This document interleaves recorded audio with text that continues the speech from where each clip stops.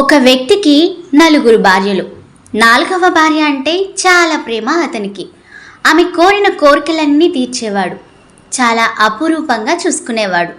3వ భార్య అన్నా కూడా ఇష్టమే, కానీ తన గురించి మంచిగా స్నేహితుల దగ్గర చెప్పేవాడు కాదు, తను వారితో వెళ్ళిపోతుందేమో అన్న భయంతో.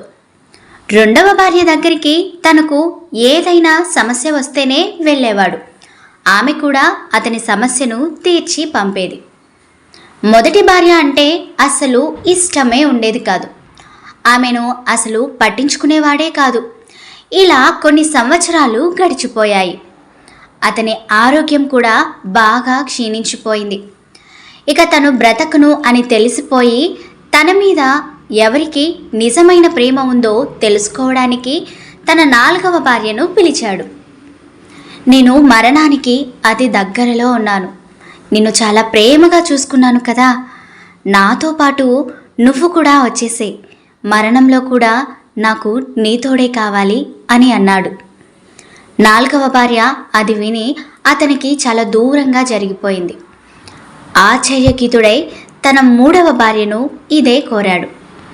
3వ భార్య ఇలా అంది, ఇన్ని రోజులు నీతోనే నీ దగ్గరే ఉన్నాను, నీ అవసరాలన్నీ తీర్చాను, ఇక నాకు నీతో పని లేదు, వేరే వారి దగ్గరికి వెళ్ళిపోతున్నాను అని చెప్పి వెళ్ళిపోయింది.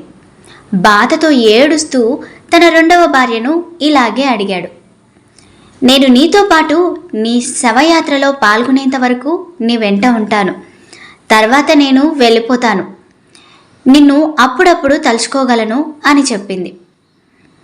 ఇంత ప్రేమగా చూసుకున్న ఈ ముగ్గురు ఇలా అనేసరికి ఇక మొదటి భార్యను బాగా నిర్లక్ష్యం చేశాను కదా, తనని అడగడం వృధా అని భావిస్తుండగా మొదటి భార్య తలుపు చాటు నుండి ఇలా అంది, మీరు నన్ను ఎంత నిర్లక్ష్యం చేసినా నేను మాత్రం మీ వెంట మీ చివరి పయనం దాకా తప్పక వస్తాను, మీరేమీ బాధపడకండి అని అంది.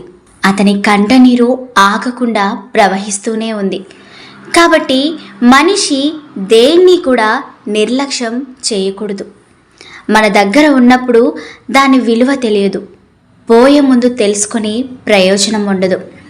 నిజం చెప్పాలంటే మన అందరం 4 భార్యలతోనే ఉంటున్నాము. అదేంటి అలా అంటున్నారు అని ఆశ్చర్యంగా ఉందా?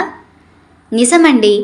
4వ భార్య అంటే మన శరీరం, 3వ భార్య అంటే సంపద, ఆస్తిపాస్తులు, 2వ భార్య నేస్తాలు, బంధువులు, మొదటి భార్య మన ఆత్మ.